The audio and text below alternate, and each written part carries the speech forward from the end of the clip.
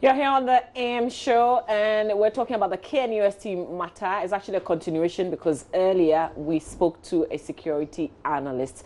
We'll speak to a private legal practitioner. We go on campus live again to join the Rastas Asari Donko. The first time we did, some students were seen parking out to leave before the midday deadline. But we want to recap, Kojo, where we've come from, why we are here today with the KNUST matter. Now, if a vehicle wants to enter the school through that gate, it will be difficult for the security people to provide protection or stop the person.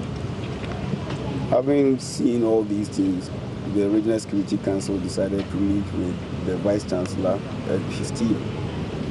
Now we've taken a decision, considering the extent of damage and destruction to most of the security gadgets on campus. It will be very risky for us to have the students to be here continuously. Because of that, the decision that has been taken by the Regional Security Council that today, from 6 p.m. to 6 a.m. tomorrow morning, we've imposed a curfew on campus. So nobody is going to enter or go out after 6 p.m. All students must be in their halls of residence, in their rooms, from 6 p.m. up to 6 a.m. tomorrow morning. After that, between 6 a.m. and 12 noon, every student must vacate the campus, including student leaders, the leadership of the students. The only people that will be permitted to stay here in their hall of residence, and we are going to provide only one, is foreign students. And we are going to provide protection for them.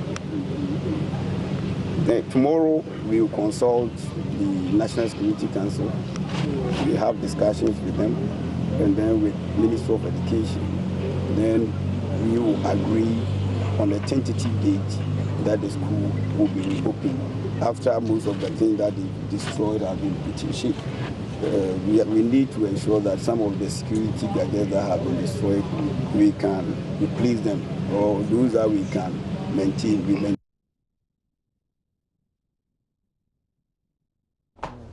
So that's Ashanti Regional Minister Simon Osei Mensah, and this was yesterday after all the chaotic scenes. That announcement came through that everyone was they were going to shut down their institution and students will have to leave. And shut it down they did. But of course, several statements have been issued in the interim. We've heard from the Alumni Association of KNUST. We've also heard from the administration itself, the university administration itself. And there was an earlier statement from the Ministry of Education. They were planning to visit the premises. But I think we will start with the Alumni Association. They put out some heartfelt comments on what was transpiring. So we'll start from there. Dated yesterday, the global KNUST alumni learns with deep regret and revulsion of injuries sustained by some members of the university community, wanton destruction of property, as well as disruption of lectures on KNUST campus, Kumasi, today, 22nd October, during what was purported to have been a peaceful demonstration. While acknowledging that disputes between university authorities and the student body may occur from time to time, the use of violence and destruction to resolve such disputes are totally unacceptable. Now, we're actively engaging all stakeholders by all means available to us to confirm the veracity of all these news making the rounds, especially on social media. Investigate to find the immediate and root causes of what is leading to all these disturbances with the aim of finding lasting and agreeable solutions to all parties. We therefore urge and appeal to all stakeholders, especially the leadership of the student body, SRC, and GRASAG in particular, to employ all peaceful strategies to calm down the general students' body and all others to stop further hostilities that are likely to lead to serious insecurities, to human life, and further destruction of property on campus. As important stakeholders sharing a common heritage, Kwame Nkrumah University of Science and Technology, let us work together to ensure peaceful coexistence, tolerance and forbearance, uplifting the image of our great university to the highest possible heights together. We owe this to our forebearers, ourselves and to posterity. For indeed, support Sanino Bajenema. I hope I've said that right. God bless KNUST, God bless our homeland Ghana, God bless Africa and all of us with peace. And that is what the alumni had to say about everything transpiring. All right, then we also got one from the Ministry of Education. That's what announced that a delegation from the ministry led by Dr. Matthew Opoku-Prempeh will meet the university authorities and the students today. That meeting is later this morning at about 10 a.m. and we're also informed reliably that this is the team that will also brief the president as to what exactly has gone wrong and where we are with this matter. So we'll bring you updates in real time as the Education Ministry heads to the KNUST for that meeting with university authorities at about 10 a.m. today. Our colleague Erastus Asaridonko has been on campus all morning, and we will link up with him again as he engages some students on what their next plan is. We're told that they were in the middle, either they had started or they were in the middle of a mid-semester exams. And in the absence of that, they will only come back to an end of semester exam. So how is that going to affect them? Those who had already written some of the papers, what's going to happen to the rest? We'll find out all those details coming up. And Roland is also engaging a private legal practitioner. Mr. Martin Pebble will tell us, you know, the legal angle to all this that's happening. We're also being informed that the distraction that the student caused, they're actually going to pay for the distraction. So they will be bailed and they will have to pay. We've had some students say, oh, they were not part of it. Obviously, not everybody on campus was part of that chaos or disturbance or the distraction. But, you know, in these things, Kojo, you can't say you were part of it, I wasn't.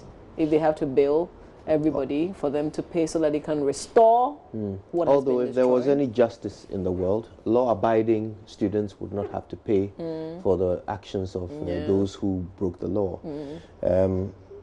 Now, I suppose I was going to share what KNUST themselves intended to say about this at a press conference yesterday. So we got a copy of the statement, but I don't think the conference ever happened. But this is what they had intended to share. It says, ladies and gentlemen of the press, we've called you to this press conference to respond to some misconceptions about recent unpleasant developments at Kwame Nkrumah University of Science and Technology. The university, through a council decision, converted all single-sex halls into mixed halls of residence, to which you were duly informed. It is worthy to note that historically, halls in the university were mixed based on the population of females admitted into the university at any given time. Queen's Republic and Independence halls are classical examples. Subject to this decision, some disgruntled stakeholders have perpetrated acts that have brought the name of the university into disrepute. It's important to note that drumming, singing and dancing sessions by students referred to as morale have never been banned in the history of the administration, as has falsely been circulated.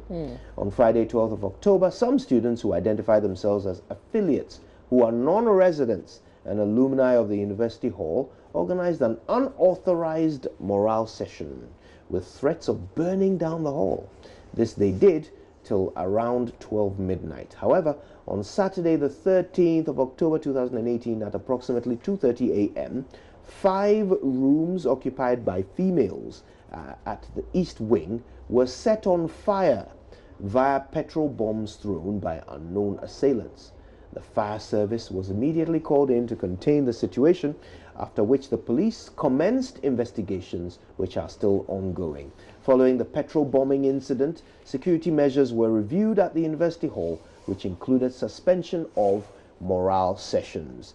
A notice to that effect was issued by the University Hall management on Thursday, the 18th of October, 2018. And on Friday, 19th of October, please note that affiliates and students of the Unity Hall organized their morale session peacefully. At 6:30 p.m. on the same day, however, one Osei Otu, an alumnus of the University Hall, in defiance of the directive, brought drums and started organizing a group. In an attempt by the security to seize the drums, a scuffle ensued. The security managed to seize the drums and effected Osei Otu's arrest. This obviously incensed the group, who began attacking the KNUST security and the hall with pavement blocks and bottles.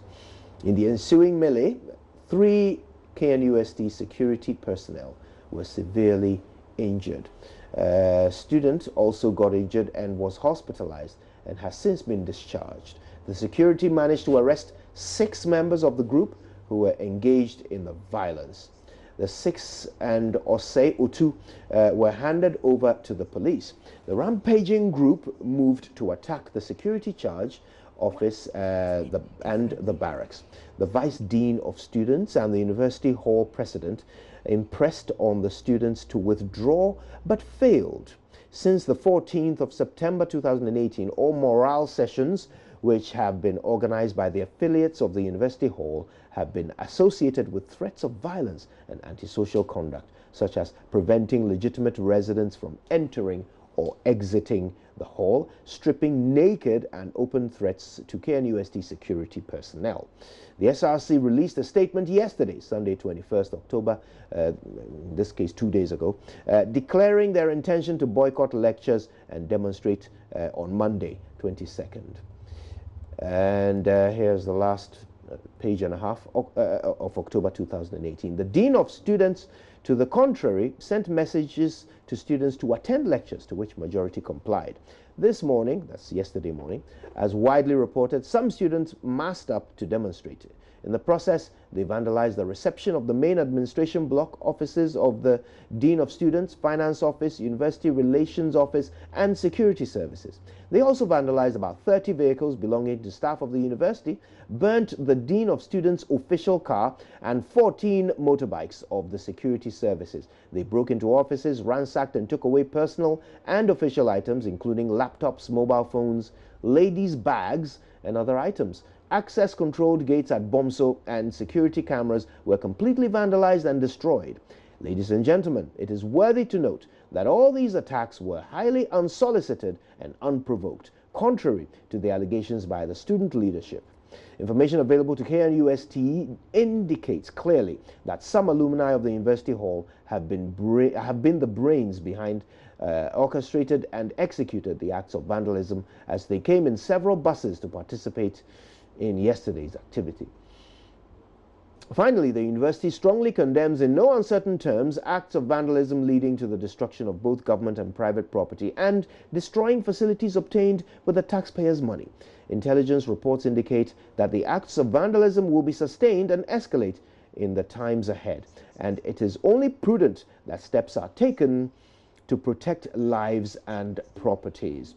The Executive Committee at an emergency meeting has, and in consultation with the Regional Security Council, unanimously agreed and further directed the closure of the university. All students except foreign students are hereby directed to vacate the halls of residence by midday tomorrow, which was today, 23rd of October 2018. Management of the university would, however, want to assure students, parents, and the general public of the university's continual protection and support for all our students, staff, and property, and would want to reiterate that at no point in the life of this university have we failed in our endeavor to provide the needed conducive environment for their students. In line with the policy of the university, students have always been part of the decision-making process at all levels and times, and that is the statement from the university issued yesterday. All right, we're going to head to the phones now. And earlier, we spoke to a security analyst, Adam Buna, who put the blame squarely at the doorstep of the Vice-Chancellor, called on the head of security to step aside, and the Vice-Chancellor as well. We've got another security analyst that will be engaging very shortly, Emmanuel Sowate. And then we'll speak to Rastas Asari Donko as well, who's live on the KNUST campus. First, let's go to Mr. Emmanuel Sowate.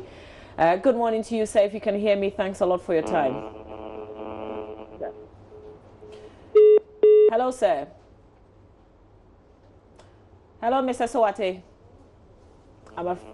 I'm afraid we do not have him on, but do we have Erastus on the line? If we do, we're going to Erastus live. He's at the university, the KNUST, and he's joining us. He will tell us exactly what's been happening. So Erastus, if you can hear me, we spoke to you, been talking to you. What have we missed? What's been happening? Well, you've not missed much. Now the activity on campus is getting more and more active, I must say. Students are now getting out of their halls of residence. You can see lots of them packing bag and baggage, getting out of the various halls in such a frenzy, trying to pick a bus or two. There are parents who have driven to the various halls of residence to pick their wards as well. And so quite a number of parents who are coming in here, trooping in here. Lots of buses are also coming in to take advantage of the situation to ferry people off to their various destinations. And so a lot is happening now. I've also seen quite a reinforcement of security. We've seen some Operation Calm Life vehicles full of armed militiamen who are also patrolling the various campuses and the outskirts of the university as well. And so more activity at the moment, more vehicles coming on campus, more students getting out with their luggages, and that is what is going on at the moment. I have a student here. I would like to speak with him briefly and find out what he makes of all that is happening at the moment. Boss, good morning. Good morning. How are you? How do you see what is going on? The students here. How do you soak all that going on? Well, personally, I think that this is not what the students wanted to happen. All we wanted was to hear the vice chancellor come out and address us that we should keep calm, because we can't have the same people who are meant to protect us treat us as criminals.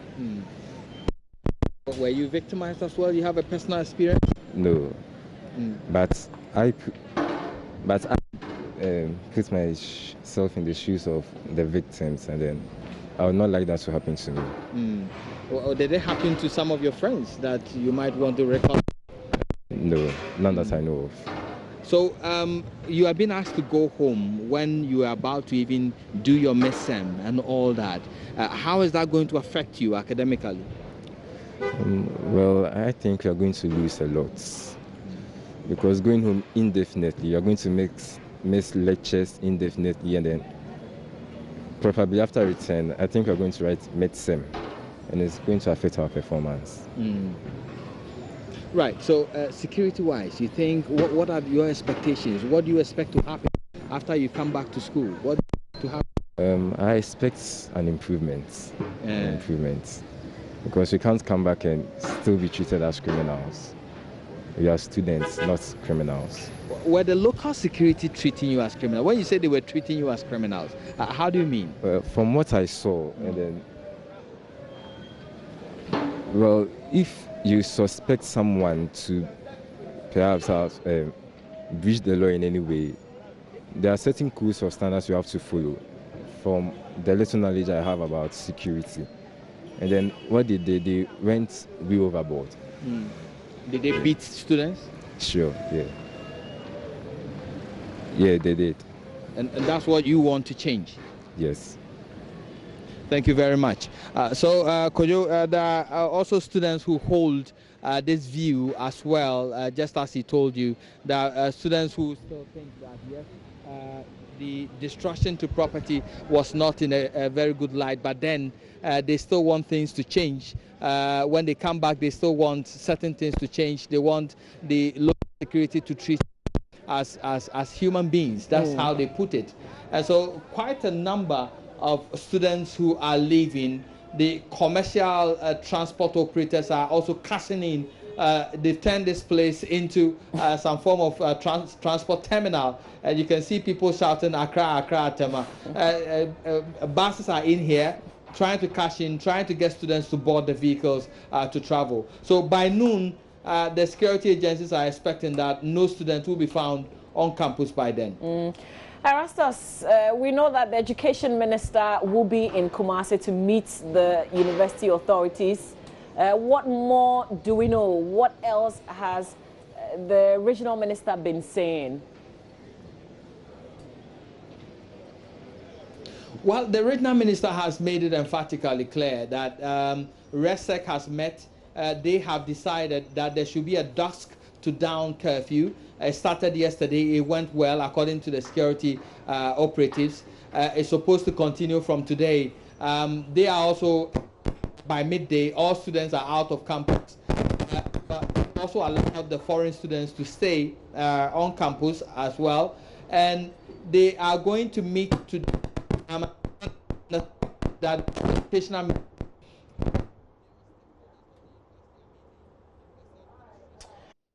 We do apologize. We have to apologize for the break in sound. It looks like we have some technical challenge there, but Erastus Asari Donko bringing us up to speed. And I'm sure that we all understand exactly what's going on at the KNUST campus this morning with students parking and leaving and, you know, buses on campus to take people away. But we have Mr. Emmanuel Sowate, who is a security analyst, on the phone joining us now. Mr. Sowate, good morning to you. What do you make of how things are unfolding now?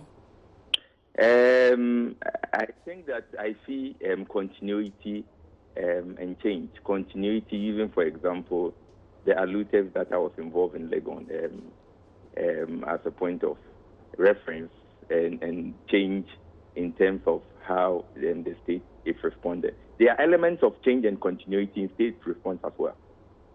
When you say there are elements of change and continuity, what exactly are you making reference to? What do you mean? Okay, so for example, the continuity has to do with student aluta. For your non-Ghanaian viewers, aluta means student demonstration or student activism. So for example, I don't know whether we have time, but in '94, when I was at Legon, you can ask Magas. Magas, I think his name is Magas. What's his name? Ebert Fabel Jr. Yeah. You can ask Malgas, he was a chief vandal, and then this guy, Everett Priyanka, and then upon Chechekuko, you know, they were students with us then. I remember in '94 when this guy, Professor Kwesi Botry, was the Minister for Finance, and then Harry Foya, I think, Education. We wanted some increase in our student allocation, student SNIT loan. And so there was this aluta, we went to town. When we got to the Ministry of Education, then Harry Foya, we were told he wasn't there. But for some strange reason, I thought he was curious, so he moved the curtains. And then we saw him, and we were shouting, but nobody destroyed anything. And then we declared him persona non grata. So we went, all the students, it was then one, Poly, IPS, we were all the same. We went to the Ministry of Economic Planning. When Kwesi Botry came out, Kwesi Botry said, oh, he was just going to increase the money that afternoon. I'm not sure it was true. And then we all started clapping, Sika, we're happy. Just because of what Kwesi Botry said, that he was planning to increase the money. So I'm saying that Kwesi Botry was an individual, but how he responded, of course, maybe the security have told him that they say that, you know, act this way. But the way Kwesi Botry spoke, we were so happy, we clapped and we left. Of course, later we were circled, Jack Beverly came to beat us around 6 o'clock. But that is one way of students agitating for a particular cause, and that is one way the state responded. So in that case, the continuity has to do with students mobilizing for a cause. The difference in this particular case is the violence. We didn't see that. I'm not saying that we were better or we're not. But what I'm trying to say is that students have ways of agitating. And state response, the intelligence that are gathered, and how the state put in mechanisms and responses are also very vital. So that is where you see the elements of the continuity. The change, quote and unquote, now would have to do with social media platforms that can be used to spread rumor and that can be used to mobilize faster. That is where the change is. But I can go further and look at it from another perspective if I have time. Yeah, we do have a bit of time. But you know, the difference also here is that there's campus security, not necessarily that of the state, because we saw the police come in and really not do much, except that there was reinforcement. Okay, it depends on what you mean by the police didn't do much. I don't know what you are using to say they didn't do much. Well, the videos that we saw, we still saw students throwing things and police officers just standing by and watching? Okay, very good. That's a good one. Now you're now going to the area of demonstrations. Why do demonstrations tend violent? And why do police sometimes not act in particular ways during demonstrations? Now, generally, there are two types of demonstration. Generally, it's more complex than that. There's the spontaneous one, and then there's the one that is pre-arranged. The spontaneous one are sometimes very difficult to handle because you are caught wrong-footed. In other words, you're planning. Of course, it means that there was problem with intelligence at the part. But generally, when it's spontaneous, you are ill-prepared. Ill-prepared in terms of the logistics, ill-prepared in terms of the men and the women you need, ill-prepared in terms of the backup plans that you have. And backups sometimes might be backups within a particular command or across command. So, for example, the tech command might have contingency plans, but depending on how it escalates, it's referring to the demonstration, their backup plan might be linked to a response from the region. And that means that the region is fully aware that the situation can de-escalate. We might need 5 tundras, we might need maybe 300 more men, and they have to be on standby. So that is the planning. And then there is the other one that is pre-arranged.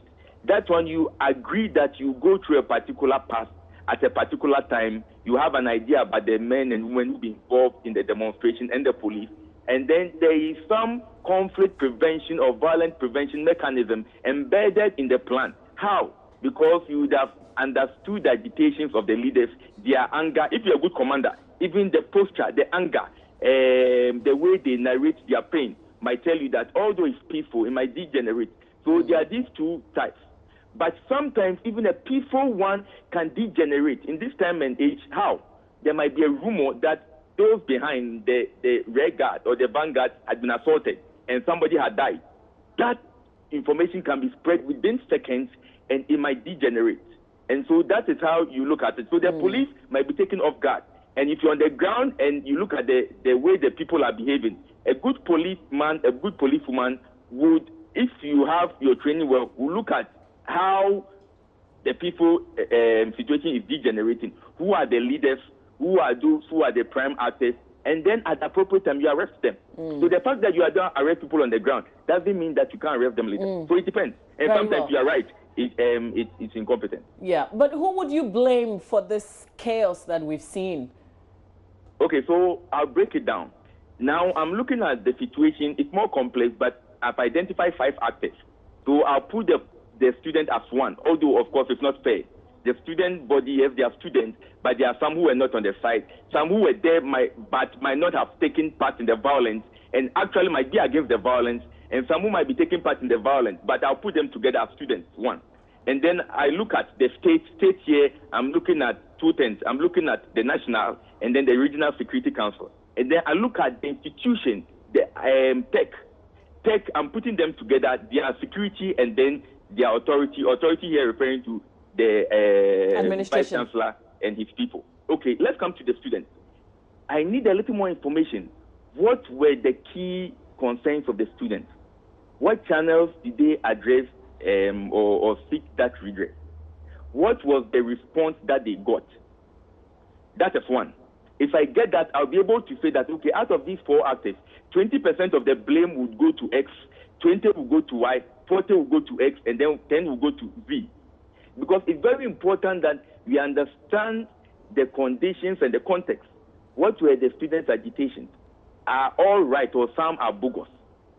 What was the response of the vice chancellor and his team? Were they proactive or they were taken by surprise? If they were not proactive, why were they not proactive? Of course, their role, if they are doing their work well, will be linked somehow to the police on campus and also, of course, like the DNI, and then their own tech security. What early warning did they gather? What analysis did they do? Who did they inform? Were these decision professional, or as we move forward, some of these decisions can be fine-tuned so that we don't have similar things? And then when it comes to the Regional Security Council, did they pick any intelligence? What did they do with that intelligence? Of course, we are human. Sometimes we are taken by surprise in terms of the intensity.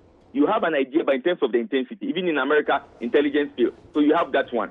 And then you put all these things together, this referring to looking at the student's body, their concerns, their actions, inactions, looking at the Regional Security Council and putting them together, the police, BNI, everyone together. Although sometimes, if we have time, I would have unpacked it. What did they gather? Who did they channel the information to? What were their best scenarios? What were their likely scenarios? What were their worst scenarios? What interventions did they put in place? And who did they relate to? When it comes to the text itself, what did they referring to the Vice Chancellor and his team, what did they do and what did they not do? When you're able to get all this information, because now there will be opportunistic presentation of facts, almost invariably. Very opportunistic presentation of facts, where individuals or groups have not done too well, they will water it down. And what the other person has done that is wrong, that is what they will highlight. And if we put all the pieces together, and that is what I conclude, we'll be able to proactively prevent some of these things. If I was in charge of security, I would tell Legon, University of Ghana, check your system. What is happening? What are students saying? Can this DS escalate? Can you put in place measures to strengthen and reinforce the people enjoying? UCC, UDS, please check on your campuses. What are some of the issues that can degenerate? What are the peace actors and what are the environment that can sustain the peace so that you don't have these challenges being replicated elsewhere, so that you can concentrate. Those are some of the things I would have done.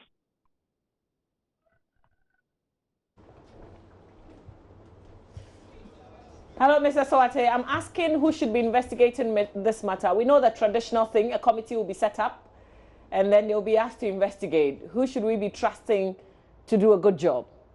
One of the people I would trust to do a good job is JoyNews and the media. And I'm saying that because you are apolitical, you are not an interested party, I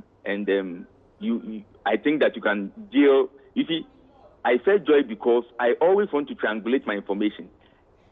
For some time now, you have these institutions that, depending on the context and condition, and particularly depending on perceived political underpinnings, some of the findings are massaged at a particular level. And let me explain that. So, for example, you might have a professional team of investigators at a sub-national level. They write a very good report. But then when that report brings in some semblance of undue political influences, by the time it gets to a particular level, or for example, when some particular people have been named, by the time that document gets to a particular level, it would have been changed so much. Let me put it in another way. The demons would have been exorcised, quote and unquote. So the real picture is not presented to the population. So you always need the media to do a second track investigation. Very key for me. The media is a critical actor when it comes to security of every country. Why? Because one, you have the platform that you create for the voiceless and people who might not be consulted in mainstream investigations, but you also have the social network to have expertise from those who have retired from different areas of security expertise. And then you try to see whether your information that you have gathered corroborates that of the state or it's a total variance. Why is that important? Then when the media is able to also come out from another perspective, a trusted media that is not political, that does not lean to a particular orientation, when that media outlets have long reputation, what they do is that ordinary citizens can then be informed that from where you sit, you think that 1, 2, 3 should be done. For example, we should call Parliamentary Select Committee on Defense and Interior and ask them questions about why certain things are happening. Then you hope that you get a multi-party perspective. So the media has a role to play. But who should do this? I think that tech should do their own thing, and I also think that the police should do their own thing. And I think that at the Regional Security Council, the usual people, police, BNI, Ministry of Education, and hopefully Vice Chancellors Association and the students should be involved. And then we would make sure that at the end of the day, the lessons learned will be put out. But I do understand that there are also confidential reports that will detail some of the security and the intelligence failure. It's not everything you put in the media. But then you are honest with the president, you are honest with the vice president, you are honest with the regional minister, you are honest with the IGP, and then in the particular platform, you tell them that, Master, this place you were wrong, this place you were right. And then behind the scenes, those things are done. Those things referring to where intelligence failed and where responses failed. And then for the broader audience, you try to let them have more confidence so that the confidence in the system will strengthen legitimacy, which would in turn make sure that these things are prevented. And then Ghana will not have the challenge of having been seen as a country with all the prospects for democratic consolidation, rule of law, governance, education, then having these problems would then be challenges in our identity. Finally, Mr. Suate, there are those who are calling for the Vice Chancellor to step aside so that proper investigations could begin. Would you be saying the same thing? No, for me, if you make me the head of that investigation, you can bring the Vice Chancellor's parents to be heads of all the institutions, all the halls, bring their brothers, I'll still find the issue. And that is why it is good that sometimes you close the university. But I think that sometimes you should keep the students. And I'll explain why. Sometimes when you keep them, it offers you the opportunity to see their non-verbal communication. So, for example, the anger on their face, or the remorse on their face, or the indifference on the face of some of the students. Some of the gatherings that they would go together, the times that they gather, the places that they gather, on their way to lectures, the things that they'll be discussing. Even if they don't go to lectures, if they are in their halls, there are certain things that they'll be saying. I understand that tensions might rise, and the concern is that when tensions rise, it is coterminous with violence. But it's also true that when you're able to have good reinforcement and good intelligence, because it's not every student who will be part of the violence, no. So when you are able to get your intelligence right and keep the students, I still believe that offers you a way of building the bridges faster, the way of understanding people faster, and the way of judging the tensions faster. Because almost with that exception, anytime there's a little allusion agitation, the first thing is to close down. And I think that in the past, yes, that might hold. But now that we have more technology, where it is true that when people are at home, they can mobilize on WhatsApp and things like that. But I think that in addition to that, when they're on campus and you have strong reinforcement and strong intelligence, you'll be able to nip in the bud some of the fears. Why? You identify leaders. There are student student bodies like Christian organization, Muslim organization. You have all student association. I don't think all of them will be part of a consistent violence for 1 week. I'm sure those are some of the channels that can be used to hear the students, offer them the platform to engage. Because when you close it down, you give the impression that the tension is too much, the violence is too much, and that the first step is to close to deal with the damage. I don't think that it is always the case. Sometimes I think that new things might be difficult, but the fact that it is new to you doesn't mean it's unintelligible, doesn't mean it cannot be done. Sometimes, depending on the context and conditions, I believe that keeping the students with all these caveats might be a better way. And I would choose that as the first option, unless there's an intelligence that I have. Because if you, when it comes to security, the easiest thing you can say is that for security reasons, we have gathered that there will be problems, so close the school. Security is one word that can even be used that on the floor of parliament. When you say for national security reasons, even members of parliament are gagged from asking very pertinent questions. For example, how much financial budget allocation have been given to X, Y, and how has the money been used?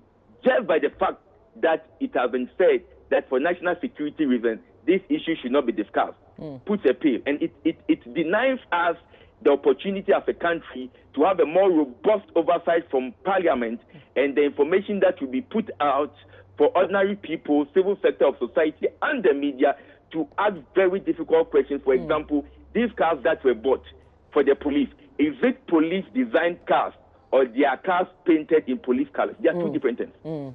Well, Mr. Sowate, we have to leave it here. And you're a vandal, correct? No, I was in Legon Hall, and I played soccer for Legon Hall. I'm not a vandal, but I have very good friends who are a vandal. Okay. But I was in Legon Hall. All right. Thank you so much for your time. Really appreciate it. Always a pleasure talking to you. That's security analyst, Mr. Emmanuel Sowate. We're going to take you on a Google Map ride to Kumasi so we can appreciate the KNUST tech and its surroundings, Kojo. Yes, pop you on your screen. Yeah. And as you can see, tech is quite strategically located in Kumasi, especially if you're arriving there by road from the south of the country. And the campus, well, it's quite organized, very well planned, of course, by the founding fathers who put it together. And as you get closer in, you'll start to see the structures take shape, so that you get a clearer idea of the route that these students took through the community as they protested yesterday. So Katanga is right there with the pink pin in it, and of course on the other side of the highway you can see the College of Science, Faculty of Agriculture is up there. Their stadium is quite detached from the rest of the campus. And all the other halls surrounding it, Republic Hall, Unity Hall, forgive me, Queen's Hall, all very well positioned around the stadium. And of course the procession yesterday went through some of these halls seeking to stop the students from attending lectures, and in the end they ended up doing a lot more than that. I was hoping we could show you the administration block as well. It received a lot of beatings yesterday. Yes. That was the scene of most of the violence yesterday, and I was hoping we could show you where that is on our map. But yeah, generally that's KNUST. Lots of green, by the way, lots of tree cover, which makes it a very cool campus to be on in terms of temperature, of course. Okay. Yeah. All right. So almost in the middle of the semester, really, and this has happened. Now we know that students are heading home. By midday, it should be a very quiet KNUST campus. More details coming up here on the show, and of course on JoyNews.